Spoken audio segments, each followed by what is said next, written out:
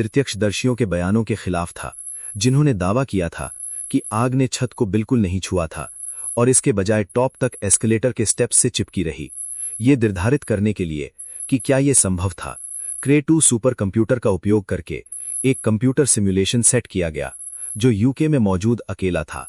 इसने विभिन्न बिंदुओं पर गैस के तापमान और वायु प्रवाह की गणना की, इस अनुमान को लगाने के लिए कि आग कैसे फैल सकती थी। परिणाम अद्भुत था। सिमुलेशन ने पूरी तरह से भविष्यवाणी की कि लपटें और गर्म गैसें ऊपर की ओर यात्रा नहीं करेंगी, बल्कि इसके बजाय एस्केलेटर स्टेप्स की पूरी लंबाई से चिपकी रहेंगी। ये सामान्य आग के बर्ताव को पूरी तरह से नकारता है।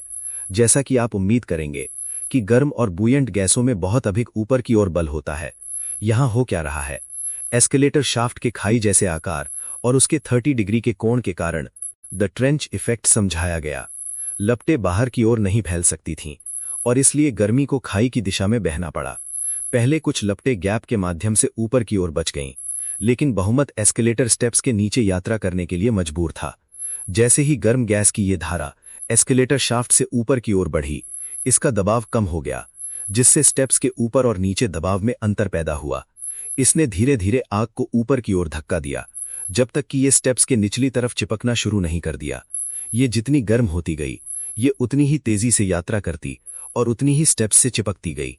प्रत्यक्षदर्शियों को वो एस्केलेटर के आधे रास्ते पर एक छोटी सी मामूली सी आग ही दिख रही थी, लेकिन स्टेप्स के नीचे गर्म गैसें लकड़ी की एस्केलेटर की पूरी लंबाई को 500 डिग्री से अधिक तापमान पर गर्म कर रही थीं।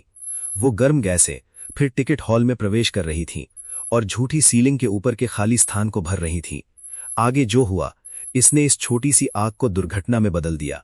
जब सामग्री एक निश्चित तापमान तक पहुंचती है, तो वो अपने आप प्रज्वलित हो जाती है, जिससे आग लगभग तुरंत फैल जाती है। इसे फ्लैशओवर के नाम से जाना जाता है।